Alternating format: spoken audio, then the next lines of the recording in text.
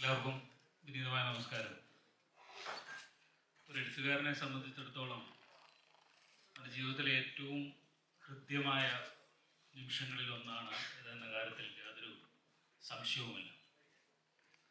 അയാളുടെ ജീവിതം കൊണ്ട് എപ്പോഴോ അയാളുടെ ഏകാന്തതയിലിരുന്ന് എഴുതിയ കുറച്ച് വരികൾ പിന്നീട് സമൂഹം ഏറ്റെടുത്തു. ഒരു പ്രിയപ്പെട്ട മലയാളത്തിൻ്റെ ഏറ്റവും വലിയ സംവിധായകൻ അത് ഏറ്റെടുത്തു.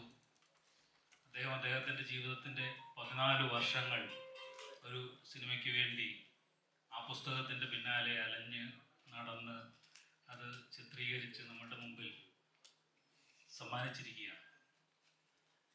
ആ അനുഗ്രഹം തുടർന്ന് പോകുന്നത് ലോകം കണ്ട ഏറ്റവും വലിയ മ്യൂസീഷ്യൻ നമ്മളോടൊപ്പം ആ സിനിമയിൽ പങ്കുചേരുന്നു. അദ്ദേഹത്തോടൊപ്പം ഈ വേദി പങ്കിടാൻ എനിക്ക് അവസരം കിട്ടുന്നു. ഇതിൽ പരം എന്ത് അനുഗ്രഹമാണ് ഒരു എഴുത്തുകാരന് ലഭ്യമാവേണ്ടത്. മാർച്ച് 28-ന് നിങ്ങളുടെ മുമ്പിലേക്ക് സിനിമ വരികയാണ്. കൂടുതൽ പുഞ്ചിരിക്കുന്ന മുഖത്തോടു കൂടിയാണ് ഞാനിപ്പോൾ നിങ്ങളുടെ മുമ്പിൽ ഇരിക്കുന്നത്. കാരണം ഞാൻ ആ സിനിമ കണ്ടു എന്നുള്ളതാണ്. കഴിഞ്ഞ കാലങ്ങളിലൊക്കെ എല്ലാ വായനക്കാരനെയും പോലെ എനിക്കും കുറച്ച് ടെൻഷൻസൊക്കെ ഉണ്ടായിരുന്നു. എന്താണ് ഞാൻ എഴുതി വെച്ചതിൽ നിന്ന് എത്രത്തോളം സിനിമ മുകളിലേക്ക് വരാൻ കഴിയും, നമ്മുടെ സങ്കല്പത്തിന് മുകളിൽ എങ്ങനെയാണ് വരുന്നത് എന്നൊക്കെയുള്ള ഒരു ചെറിയ സംശയം ഉണ്ടായിരുന്നു.